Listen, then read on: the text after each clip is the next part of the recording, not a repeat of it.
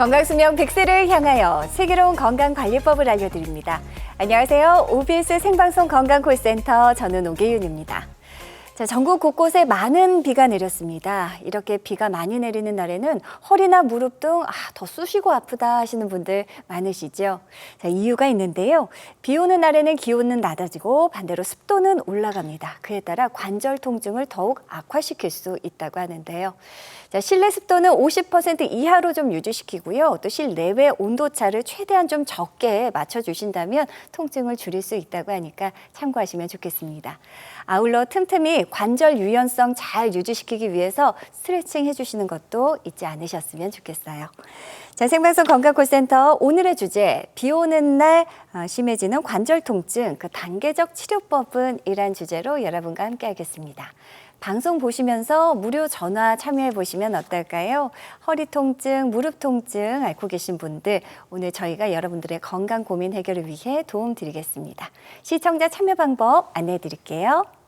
네, 오늘 여러분의 관절 건강을 위해 도움 말씀 주실 전문의 모셨습니다. 정형외과 전문의 김상훈 원장님 나와주셨습니다. 원장님 안녕하십니까? 안녕하십니까? 시청자분들께 인사 부탁드립니다. 안녕하십니까? 정형외과 전문의 김상훈입니다. 지역에 따라서 비가 많이 오는 곳들도 있는데요. 이럴 때일수록 비 피해가 없는지 주변 한번 꼭 둘러보시길 바라겠고요. 특히 연세 드신 분들이나 관절이 안 좋으신 분들은 밤에 밖에 나가시다가 잘못해서 미끄러지거나 젖은 노면에 미끄러질 수 있으니까 이럴 때는 낙상의 위험성이 높아집니다. 이런 것들 항상 조심하셔야 될 것 같습니다.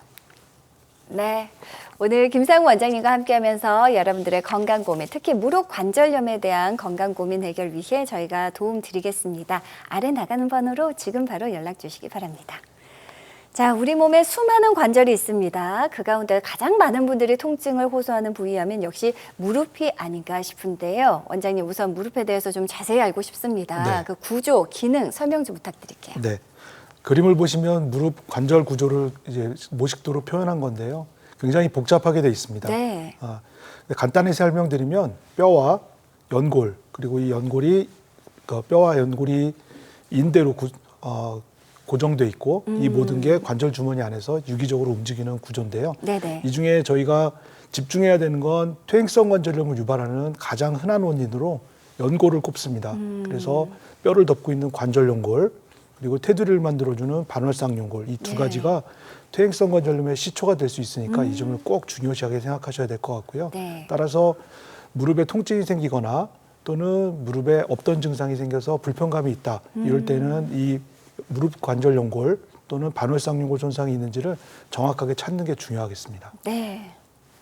자, 그림만 봐도 굉장히 복잡합니다. 그만큼 이제 관절염을 일으킬 수 있는 원인도 참 다양할 텐데요. 원장님께서 이제 대표적으로 좀 중점적으로 알아봐야 될 사항들 짚어주셨고요. 자, 이제 퇴행성 관절염. 요즘은 나이에 상관없이 퇴행성 관절염을 앓는 분들도 굉장히 많으시거든요. 어느 날 갑자기 나타나는 건 아닐 테고 단계적으로 분명히 진행은 될 텐데요. 네. 퇴행성 관절염이 진행되는 단계를 크게는 4가지, 3가지 이렇게 정리를 하는데 오늘 시간에는 3가지로 정리를 해드리면 네. 관절염 초기 증상, 그리고 관절염 중간 단계, 그리고 관절염 말기 단계 이렇게 나눌 수가 있는데요. 엑스레이를 보고 보통은 쉽게 구분을 하는데 관절염 초기 증상에는 엑스레이 상에서 특별히 보이는 소견이 없습니다. 네. 그래서 이럴 때는 증상에 따라서 조절을 하게 되는데 치료를 하게 되는데 대부분 별다른 치료 없이도 증상이 좋아지는 경우가 많지만 효과를 좀 빨리 보기 위해서 먹는 약, 물리치료, 충격파 치료 이런 것들이 도움이 되겠고요. 네네. 중간 단계 엑스레이 검사에서는 이제 변형이 이제 관찰이 되는데 제일 중요한 건 윗뼈와 아랫뼈 사이의 관절 간격이 감소되는 거를 찾아야 됩니다. 예. 이게 바로 퇴행성 관절염의 시초가 되는 무릎 관절 연골이나 또는 반월상 연골 손상을 의미하는 건데요. 이럴 때에는 정밀 검사를 통해서 엑스레이에 안 보이는 연골의 손상이 있는지를 정확하게 찾아야겠고 거기에 따라서 주사 치료나 또는 관절경 시술 네네. 또는 연골 재생술, 줄기세포 치료 이런 것들을 고민해 볼 수 있겠고 퇴행성 관절염 말기로 넘어가면 엑스레이 변형이 심해지고 뼈가 망가지는 소견이 보이고 뼈가 네. 파이고 뼈 색깔이 변해서 하얗게 변해가는 이런 소견을 볼 수 있는데 이럴 때는 대부분 정상적인 보행이 불가능하기 때문에 수술적인 치료를 피할 수가 없게 됩니다. 네. 수술이라는 단어만 들어도 덜컥 겁나시죠. 그러니까 말기로 가기 전에 미리미리 전 단계에서부터 내 몸 잘 살피고 관리해 주시는 게 중요할 텐데요. 원장님, 그 단계별로 네. 그 치료법들 다양히 달라지겠죠. 네. 좀 전에 간단히 엑스레이 설명해 드리면서 말씀드렸었는데 관절염 초기 환자들은 기본적으로 보존적 치료를 한다라고 생각하시면 됩니다. 그래서 관절에 물이 차는 증상이 지속되거나 처음에 한번 생겼다 병원에 가셔서 먹는 약, 물리치료, 충격파 치료 이런 것들로 증상을 좀 빨리 회복시킬 수가 있겠고요. 관절에 물이 차는 증상이 계속 반복되거나 한 번 생겼을 때 오래 가거나 또는 불편감이 느껴지거나 마찰음이 들리거나 이럴 네. 때는 관절염 중간 단계라고 생각하셔서 이때는 될 수 있으면 최소 침습적인 치료를 계획을 해야 됩니다. 그래서 주사 치료나 또는 관절경 시술 또는 경우에 따라서는 연골 손상이 심한 경우에는 줄기세포 치료를 포함한 연골 재생술을 고려를 할 수가 있겠고요. 네네. 정상적인 보행이 불가능할 정도로 망가진 퇴행성 관절염 말기 환자들은 결국은 수술적인 치료를 피할 수가 없는데 요즘은 무조건 인공관절 수술을 하는 게 아니라 인공관절 부분 치환술 또는 경골 근위부 절골술 같이 인공관절을 피해가는 이런 수술적인 치료도 있으니까 네. 너무 수술적인 치료 겁먹지 마시고 주치의 선생님과 꼭 상의하셨으면 좋겠습니다. 적극적으로 알아보면 분명히 나에게 맞는 최적의 치료법은 있습니다. 자, 비수술, 이제 최소 침습 치료법들 가운데 대표적인 것들이 역시 주사 치료일 거고요. 네. 그 가운데 증식 주사 치료에 대해서 원장님 설명 좀 해주세요. 네. 저희가 외래에서 흔히 시행하는 여러 가지 주사 치료 중에서 제가 오늘 설명드릴 건 증식 주사인데요. 이 증식 주사는 먼저 말씀드릴 게 손상된 연골을 다시 재생시키는 치료 방법은 아닙니다. 네. 다만 연골이 손상되면서 관절이 조금씩 망가지기 시작할 때 관절을 잡아주는 인대 구조나 또는 관절 주머니가 좀 튼튼해지게 재생될 수 있도록 도와주는 치료입니다. 그래서 주기적으로 손상된 인대나 관절 주머니 주변으로 고농도의 포도당을 주사해서 네네. 그 주변이 딱딱해지고 더 튼튼해지고 원래에 가깝게 재생될 수 있도록 재생 효과를 유도시키는 방법입니다. 네. 그러니까 우리 몸이 가진 스스로 이제 치유하는 능력을 활용하는 것이 증식 주사 치료가 아닐까 싶은데요. 주사 치료니까 간단할 것 같아요. 그 외에 어떤 특징, 장점 기대할 수 있습니까? 네.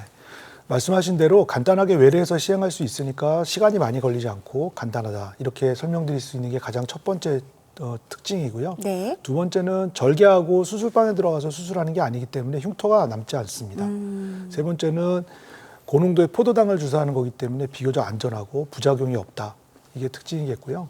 근본적으로 손상된 인대 구조를 좀 튼튼하게 재생시켜 주는 거기 때문에 증상만 억제시키는 이런 그 단편적인 치료가 아니라 근본적으로 원인을 해결할 수 있다. 이런 장점이 있습니다. 네. 그리고 이론적으로는 우리 몸의 모든 관절에 적용할 수 있는 이런 안전한 치료라고 할 수 있겠고요. 네네. 또 한 번 시행했다가 다시 증상이 재발해도 뭐 내성이나 이런 거 걱정 없이 안전하게 치료할 수 있다. 이런 것들이 또 특징일 수 있겠습니다. 네. 단순하게 단편적인 통증 완화에만 그치는 것이 아니고요. 근본적으로 뭐 인대 등을 튼튼하게 해줄 수 있는 무엇보다 굉장히 많은 분들에게 이제 편안하게 적용할 수 있고 효과를 기대할 수 있는 치료법이 증식 주사 치료가 아닌가 합니다. 자, 그렇다면 실제 치료받으신 분들의 사례 궁금하시죠? 61세 남성, 요즘 60대 초반이면 한창인데요. 네. 증식 주사 받으셨습니다. 네. 환자분은 무릎 통증 때문에 계속 고생을 하시다가 결국 보존적인 치료를 증식 주사 치료를 선택하셨는데 MRI 상에서는 연골 손상이 경미하게 있었습니다. 그래서 시술 전과 시술 후에 그 관절경 사진을 비교해 보시면 네네. 별다른 연골에 대한 치료 없이도 증식 주사 치료로 무릎 관절이 좀 튼튼하게 안정되게 만들어준 다음에 관절경을 봤을 때 다시 연골이 조금씩 재생되는 이런 효과를 볼 수 있었습니다. 예. 자, 방송이 진행되는 동안 많은 분들의 고민 전화가 걸려오고 있다고 합니다. 이쯤에서 여러분들 고민 해결 위해 도움 드려야 될 텐데요. 만약 걷거나 계단을 오르실 때 무릎 통증이 느껴지십니까? 혹은 무릎을 움직일 때마다 부딪히는 소리, 통증이 느껴지신다면 지금 바로 연락 주시기 바랍니다. 시청자 참여 방법 안내해 드릴게요.